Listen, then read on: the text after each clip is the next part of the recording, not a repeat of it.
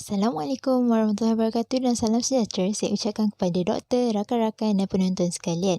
Bagi tugasan poster ini, saya Nurul Syafiqah binti Rusli, nombor matrik A175715 telah melakukannya bersama rakan saya iaitu Nur Amira Umairah binti Abdul Rahim yang memegang nombor matrik A175680. Tajuk yang kami bakal bincangkan adalah isu dan cabaran pengurusan sumber manusia. Pengurusan sumber manusia merupakan suatu yang penting dalam sesebuah organisasi kerana ia bertanggungjawab untuk mengurus pekerja dengan cekap demi mencapai matlamat organisasi. Pengurusan sumber manusia memberikan penekanan terhadap integrasi dasar dan amalan personel dengan strategi organisasi. Menurut Kamaruddin Mahmud, pengurusan sumber manusia adalah amalan, prosedur atau polisi yang berkait dengan pengurusan pekerja dalam sesebuah organisasi. Antara isu dan cabaran yang dihadapi oleh pengurusan sumber manusia, yang pertama adalah isu alam sekitar iaitu teknologi. Kita mengetahui bahawa teknologi merupakan satu alat yang penting dalam kehidupan dan ia juga semakin berkembang selaras dengan aliran semasa. Teknologi amatlah penting khususnya dalam bidang pekerjaan kerana ia membantu organisasi untuk memaksimumkan operasi. Walaupun begitu, tidak semua pekerja mahir dalam menggunakan teknologi.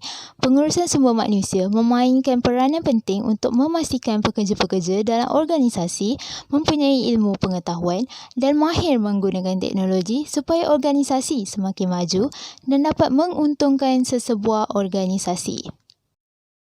Assalamualaikum dan salam sejahtera. Nama saya Nur Amira Umairah binti Abdul Rahim. Dekat matrik saya bernombor A175680.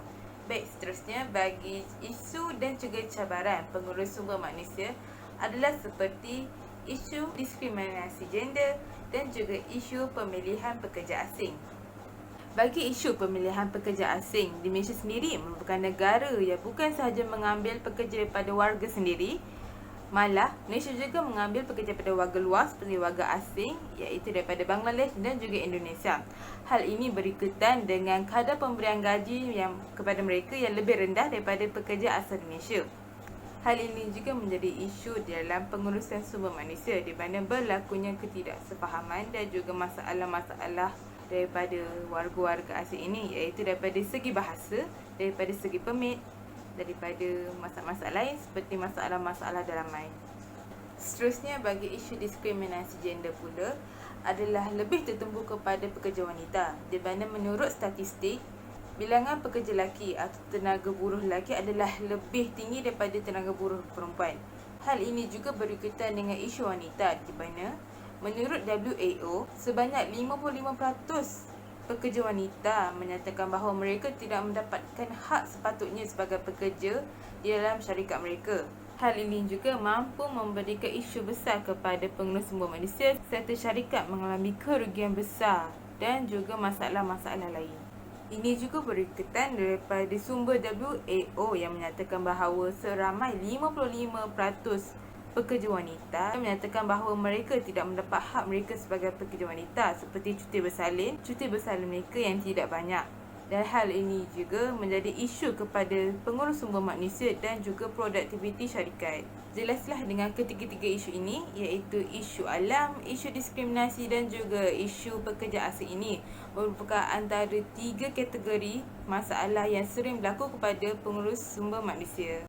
Di sini juga dapat dilihat bahawa pengurus sumber manusia memainkan peranan penting dalam struktur pekerja di mana produktiviti syarikat dan juga produktiviti pekerja adalah di bawah tanggungjawab pengurusan sumber manusia dan pengurusan sumber manusia juga bertanggungjawab dalam memelihara keharmonian dan juga produktiviti syarikat. Bagi poster yang kedua iaitu bertajuk cabaran mendapat pekerjaan, kami utarakan 3 cabarannya. Antaranya adalah kurang nilai diri, kurang kemahiran dalam teknologi dan juga ketidakpadanan program pekerjaan yang diambil. Cabaran mendapat pekerjaan merupakan antara hal yang paling sukar kepada para graduan dan juga masyarakat luar lebih-lebih lagi dekat ekonomi sekarang yang semakin bermasalah akibat oleh COVID-19 ini. Hal ini juga terkait pada para graduan di mana mereka menghadapi kesukaran mencari pekerjaan yang mana program pengajian yang dia ambil adalah berlainan dengan apa yang mereka ingin bekerja. Menurut statistik, seramai 32% daripada jumlah bilangan pelajar yang menghadapi kesukaran ini dalam mencari pekerjaan mereka. Tambahan lagi, menurut laman My Future Job, peluang kekosongan pekerjaan di dalam bidang PMET hanya dibuka dan diinginkan sebanyak 30% pekerja sahaja, manakala jumlah sebenar yang menginginkan pekerjaan tersebut adalah sebanyak 55%. Dengan jumlah statistik ini dapat disimpulkan bahawa masalah ini merupakan antara cabaran terbesar bagi para graduan di mana mereka mempunyai masalah dalam pencarian pekerjaan mereka dengan program pembelajaran mereka di universiti.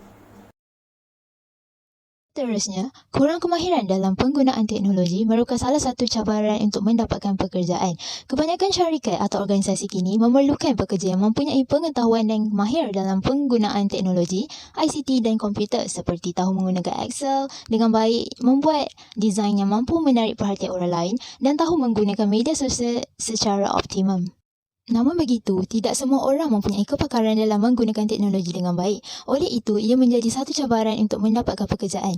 Menurut penulis dalam artikel berita harian, kebanyakan masyarakat menganggap bahawa penggunaan teknologi membantu dalam menjadikan peluang pekerjaan, tetapi juga kurang kemahiran kepada penggunaan teknologi menyukarkan mereka untuk mendapatkan pekerjaan. Musim pandemik ini menunjukkan bahawa kemahiran teknologi digital amatlah penting dalam bidang pekerjaan dan setiap orang perlulah mempunyai kemahiran dalam teknologi digital. Akhir sekali, kekurangan nilai diri turut menjadi cabaran mendapatkan pekerjaan. Permintaan industri masa kini amatlah mencabar kerana kebanyakan industri memerlukan tenaga kerja yang mahir, mempunyai pemikiran yang kritis, kreatif dan mahir dalam penggunaan ICT. Apabila ingin mendapatkan pekerjaan, kemahiran diri amatlah penting dan merupakan satu kriteria yang dilihat oleh para penemuduga. Resume merupakan salah satu aspek yang penting dalam mendapatkan pekerjaan. Kekurangan dari segi membuat resume yang baik juga menjadi cabaran kepada seseorang untuk mendapatkan pekerjaan kerana resume menjadi satu penanda aras kepada penemuduga untuk menilai sama ada orang itu layak memegang jawatan yang bakal diberikan. Kesimpulannya, pekerjaan amatlah sukar untuk didapatkan pada masa kini dan pelbagai cabaran yang harus dihadapi untuk mendapatkan sesuatu pekerjaan. Setiap orang, terutamanya para graduan, hendaklah mempunyai aspek-aspek yang sesuai dengan permintaan organisasi pada masa kini agar mudah untuk mendapatkan pekerjaan pada masa akan datang. Sekian daripada kami, terima kasih.